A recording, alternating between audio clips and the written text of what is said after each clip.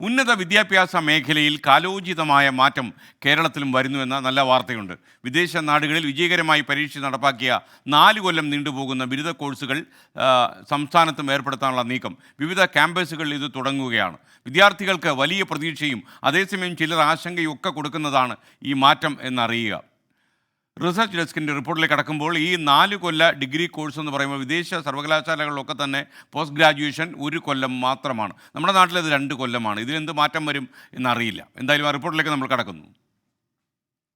വൈകിയാണെങ്കിലും 4 വർഷ ബിരുദ കോഴ്സുകൾ കേരളത്തിൽ ആരംഭിക്കുമ്പോൾ പ്രതീക്ഷകൾ അനവധിയാണ്.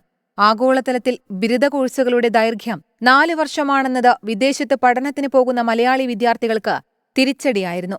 പുതിയ പഠന സംവിധാനം ഇതിന് പരിഹാരമാണ്. ഗവേഷണത്തിന് ഇന്ത്യയിൽ ബിരുദാനന്തര ബിരുദമാണ് മാനദണ്ഡം. 4 വർഷ ഓണേഴ്സ് കോഴ്സുകൾ കഴിഞ്ഞവർക്ക് നേരിട്ട് ഗവേഷണത്തിന് ചേരാം. നൈപുണ്യ വികസനം, തൊഴിൽക്ഷമത വർധന, മൾട്ടി ഡിസിപ്ലിനറി വിദ്യാഭ്യാസം എന്നിവ ഉറപ്പാക്കൽ കൂടിയാണ് ലക്ഷ്യം. ഇന്ത്യയിലെ 50% ബിരുദധാരികൾക്കും ജോലി ചെയ്യാനാവശ്യമായ നൈപുണ്യമില്ലെന്ന് പഠനങ്ങൾ സൂചിപ്പിക്കുന്നു. പല കാരണങ്ങൾ മൂലം കോഴ്സ് പൂർത്തിയാക്കാത്തവർക്ക് എപ്പോൾ വേണമെങ്കിലും ബിരുദം നേടാനുള്ള അവസരം ലഭിക്കുന്ന മൾട്ടിപ്പിൾ എൻട്രി എക്സിറ്റ് സംവിധാനമുണ്ട്. ഓരോ വർഷവും കോഴ്സ് പൂർത്തിയാകുമ്പോഴും വിവിധ സർട്ടിഫിക്കേഷനുകളാണ് ലഭിക്കുക. ഒരു സർവകലാശാലയിൽ നിന്ന് മറ്റൊന്നിലേക്ക് മാറാനുള്ള അവസരവുമുണ്ട്. 4 വർഷ ബിരുദ കോഴ്സുകൾ ആരംഭിക്കാൻ സർവകലാശാലകളിൽ അടിസ്ഥാന സൗകര്യ വികസനം ഉടൻ നടപ്പാക്കണം.